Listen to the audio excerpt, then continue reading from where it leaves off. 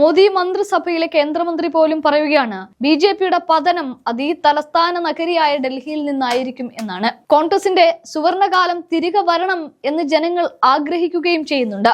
അതെന്തിന്റെ പേരിലാണ് എന്ന് ചോദിച്ചാൽ, ബി.ജെ.പി ഭരണത്തിന് കീഴിൽ ഇന്ത്യയുടെ അഭിമാനമായ തലസ്ഥാന നഗരി ഒരു ഗ്യാസ് ചേംബറായി മാറി എന്നതിന്റെ ഏറ്റവും വലിയ സാക്ഷ്യപത്രമായിട്ടാണ് കേന്ദ്രമന്ത്രി നിതിൻ ഗഡ്കരിയുടെ ഓരോ വാക്കുകളും. ഡൽഹിയിലെ മലിനീകരണം കാരണം എനിക്ക് അലർജി ഉണ്ടാകുന്നു എന്ന ഗഡ്കരിയുടെ തുറന്നു പറച്ചിൽ ബി.ജെ.പി സർക്കാരിന്റെ 10 വർഷത്തെ ഭരണ പരാജയത്തിന്റെ കുറ്റസമ്മതമായിട്ടാണ് രാഷ്ട്രീയ ലോകം നോക്കിക്കാണുന്നത്. സത്യത്തിൽ ബി.ജെ.പി ഭരിക്കാൻ മറന്നുപോയിട്ടുണ്ട്. അവിടെ പക്ഷെ ശ്വാസം മുട്ടിപ്പോവുകയാണ് ജനങ്ങൾക്ക്. കോടിക്കണക്കിന് രൂപ ചെലവാക്കി പരസ്യം നൽകുന്നതല്ലാതെ വായുമലിനീകരണം തടയാൻ ക്രിയാത്മകമായി ഒന്നും ചെയ്യാൻ മോദി സർക്കാരിന് കഴിഞ്ഞിട്ടില്ല. തലസ്ഥാന നഗരിയിൽ ഇരിക്കുന്ന ഒരു മുതിർന്ന മന്ത്രിക്ക് പോലും സുരക്ഷിതമായി ശ്വസിക്കാൻ കഴിയുന്നില്ലെങ്കിൽ സാധാരണക്കാരന്റെ അവസ്ഥ എത്ര ദയനീയമായിരിക്കും എന്നതാണ് ആ വലിയ ചോദ്യം.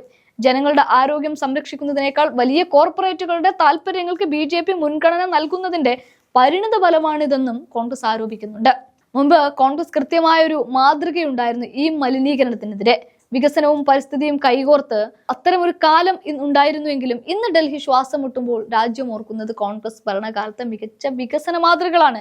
അതിലൊന്ന് CNG വിപ്ലവമാണ്. ഡൽഹിയിലെ പൊതുഗതാഗത സംവിധാനത്തെ ലോകത്തിന് തന്നെ മാതൃകയാക്കി CNGയിലേക്ക് മാറ്റിയത് കോൺഗ്രസ് സർക്കാരാണ്.